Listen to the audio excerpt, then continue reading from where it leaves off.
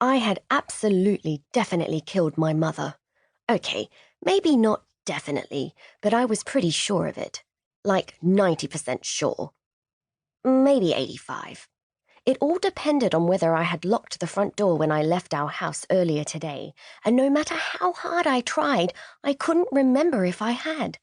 And if I hadn't, well, then there was a very good chance that Mum, who had been repainting the kitchen cabinets when I left, had since been murdered by a burglar. Or had been eaten by an opportunistic goose, which only sounds ridiculous if you haven't met the geese that live in London. The day hadn't started on such a tragic note.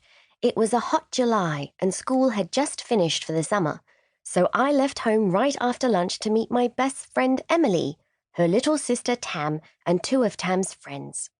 We took the bus halfway across the city to one of those pop-up amusement parks that always appear in the summer. We'd planned it for weeks, and it was awesome at first.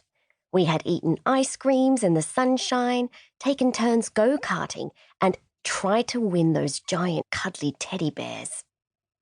We had just joined the queue for the Ferris wheel when Tam said something about a locked room in a mystery book she was reading, and it had suddenly occurred to me that I couldn't remember if I'd locked my front door. Now I bit restlessly on the end of my thumb and screwed my forehead up as I tried, once again, to remember. I could picture myself stepping out of the front door, and I could kind of picture myself putting my silver key in the silver keyhole in the door. But was I remembering that from today? Or was I just remembering it from the gazillions of other times I had locked the door? Kiki? Emily gave me a gentle jab with her elbow. You okay?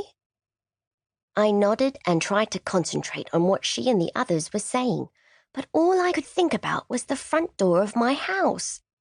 As far as I was concerned, the sequence of hypothetical consequences of an unlocked front door went something like this.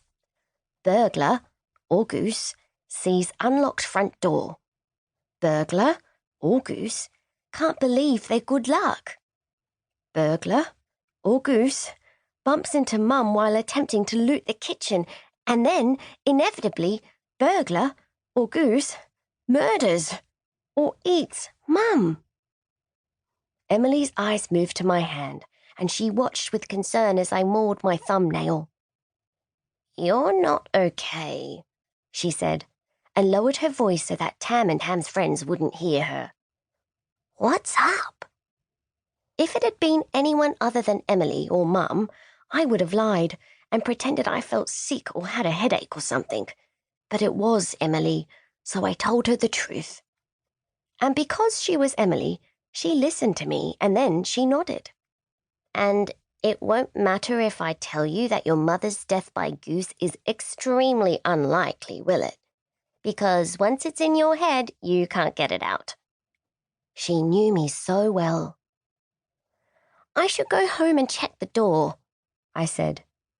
Shame, anger, and frustration made me grit my teeth. If I don't, I'll just spend the rest of the day worrying about it. Okay, I'll come with you. No, I said at once. Stay. I'll just feel worse if you leave too. Emily hesitated, but then she said, My mum's making Chinese chicken stew for dinner tonight. Come over and eat with us. Chinese ginger chicken stew? I asked, perking up. Emily grinned. Yep. So after promising her that I would go to hers for dinner, I left the park in slightly better spirits. On the bus ride home, I pulled my feet up onto the seat, took my overstuffed sketchbook out of my backpack and sketched a quick doodle of the Ferris wheel. I drew Emily's tiny, delighted face peeping out of the car at the very top, and then mine next to hers. I giggled to myself as I added a gull in the sky above us, pooping on Emily's head.